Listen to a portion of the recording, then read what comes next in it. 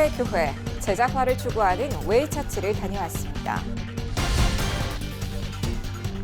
코로나19 사태로 인한 캠퍼스 선교 현황을 들여다봤습니다. 전 세계 선교지 소식을 전해드리는 월드리포트입니다.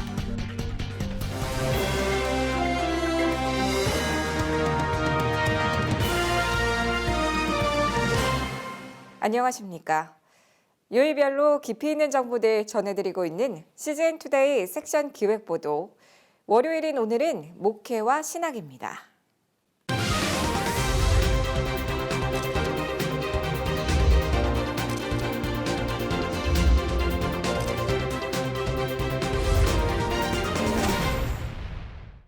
새로운 형태의 교회를 계속 만나보고 있습니다.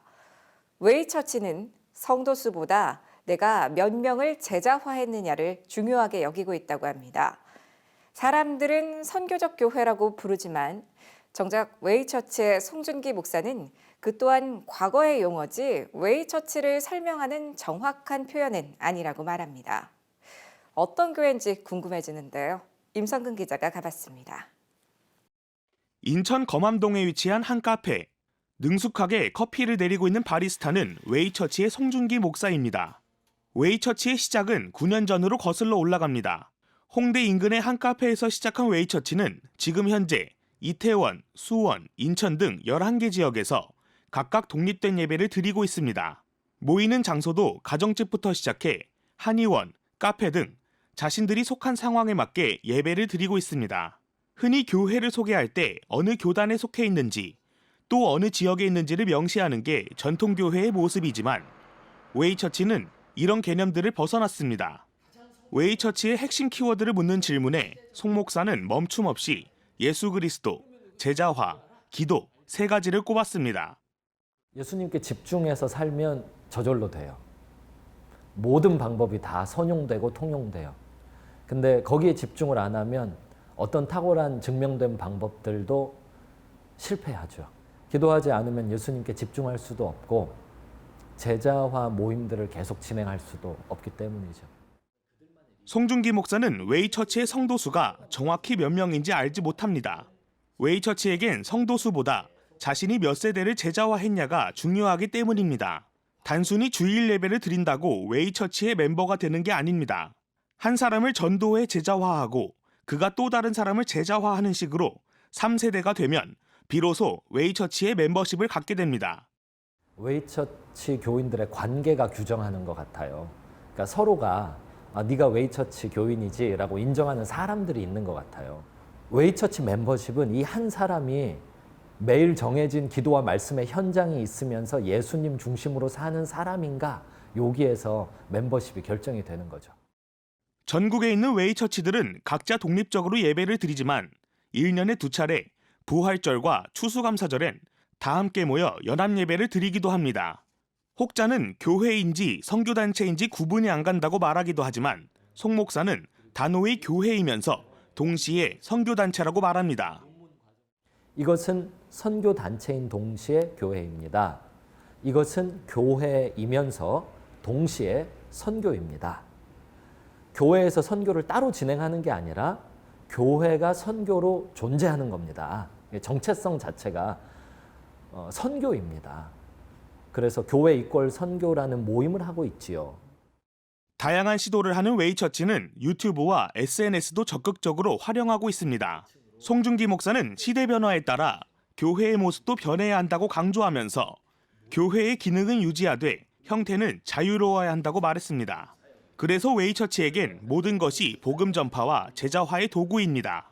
한 명의 전문가를 세워놓고 40분 이상을 말 한마디 없이 한 자리에 앉아서 1년 52주를 들어라. 이게 21세기 새로운 세대의 형태에 어울리지가 않는 거예요. 말씀은 듣고 싶은데 그 말씀을 담는 그릇으로서의 형태가 나에게 안 맞는 거예요.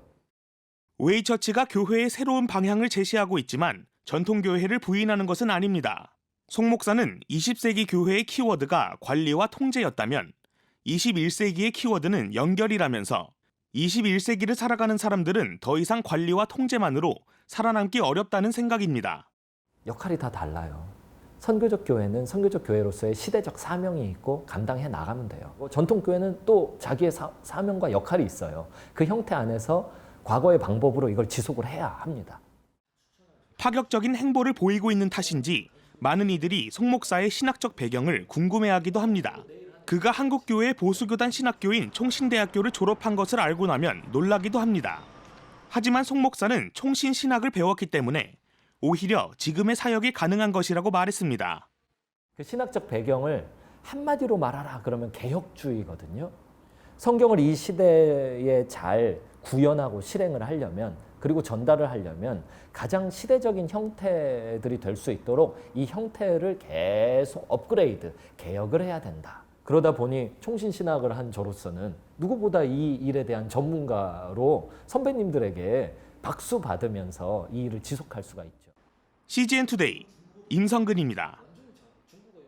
코로나19의 확산으로 인해 전국의 모든 대학이 개강 연기를 결정했습니다.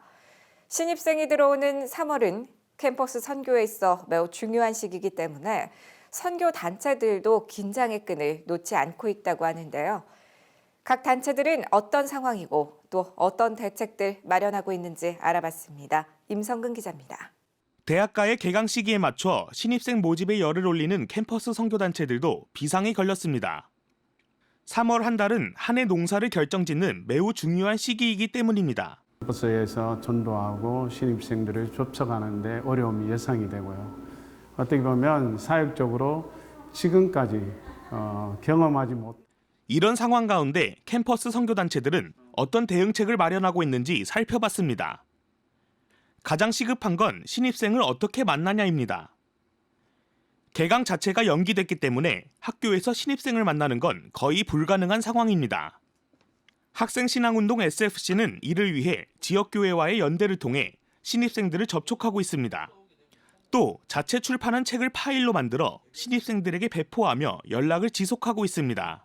그리스도인으로서 한 대학생으로서 또 어떻게 교회 생활을 또 어떻게 해야 되는가, 이걸 선배들이 쓴 글을 모았는 책이 있습니다. 신입생들에게 글로 보내주면서 그걸 매개체로 해서 같이 체크하고 질문도 받고 그러면서 이제 직접 만나지는 못하지만 이야기를 통해서 가이드를 지금 하고. 한국기독학생회 IVF의 경우 코로나19의 숫자를 따 매일 밤 10시 19분에 맞춰 전국의 학생들이 온라인 공간에서 코로나로 고통받는 이웃을 위해 기도하고 있습니다. 리더 모임이라든지 기도회, 큐티 모임 뭐 이런 것들을 그 온라인 앱을 활용해서 하고 있어요. 그게 이제 저희들이 할 수 있는 지금 최선의 방법이다 이런 생각이 들고요. 특별히 이제 요새 대학생들이 인스타그램 많이 하거든요. 인스타그램에 많이 노출할 수 있도록 홍보 자료들을 공유하는 데 최선을 다하고 있습니다. 오래전부터 미디어 사역을 활발히 펼쳐온 한국대학생선교회 CCC는 위기관리팀을 구성하고 모든 공식적 집회와 훈련 등을 온라인으로 전환했습니다. 특히 CCC는 지난 한 주간 각종 SNS를 통해 매일 저녁 7시부터 11시까지 4시간 동안 라이브 방송을 진행해 신약 통독을 진행했습니다. 방송에서는 성경 통독뿐 아니라 전국 각 지역과 전화 연결을 통해 현지 사역 상황을 나누고 기도하는 한편 영상을 통해 보내온 특송 등 다양한 시간으로 전국의 회원들과 소통하는 시간을 가졌습니다. 창의적인 이런 방법을 통하여서 온라인으로 서로 나누고 훈련하고 멤버 케어를 진행하고 있습니다. 변화하는 시대에 맞추어서 또 학생의 성향에 맞춰서 오래전부터 저희는 영상이나 유튜브나 온라인 사역에 대해서 굉장히 많이 준비를 했습니다. 캠퍼스 선교 최대 위기의 상황이라고 볼 수 있지만 선교단체들은 그럼에도 불구하고 이를 기회 삼아 개인 영성에 집중하고 회복되는 시간을 소망하고 있습니다. 개인적인 영성을 추구하고 그래서 하나님과의 좀 더 개인적인 친밀감을 가지는 시간으로 우리가 삼고자 그렇게 생각하고 있습니다. 우리도 한 사람 한 사람이 중요하다고 말은 했지만 이번과 같이 진짜 한 명이 중요하다고 인식하지는 못했을 것 같아요. 한 명 한 명이 참 중요하다라는 걸 좀 새롭게 느낄 수 있는 좋은 기회가 되지 않는가. CGN투데이 임성근입니다. 전 세계 선교지 소식을 전해드리는 월드리포트입니다. 지난 2014년 러시아의 지원을 받은 분리주의 반군이 크림반도를 장악하기 위해 우크라이나 동부 지역에서 대규모 전쟁을 벌였습니다. 전쟁이 시작되고 얼마 지나지 않아 휴전 협정이 이루어졌지만 교전은 지금까지 계속되고 있습니다. 우크라이나 동부 지역은 대부분 유령 도시가 됐지만 떠나지 못하는 사람들이 있습니다. 이에 지역교회와 사역단체가 나서 이들에게 예수 그리스도의 소망을 전합니다.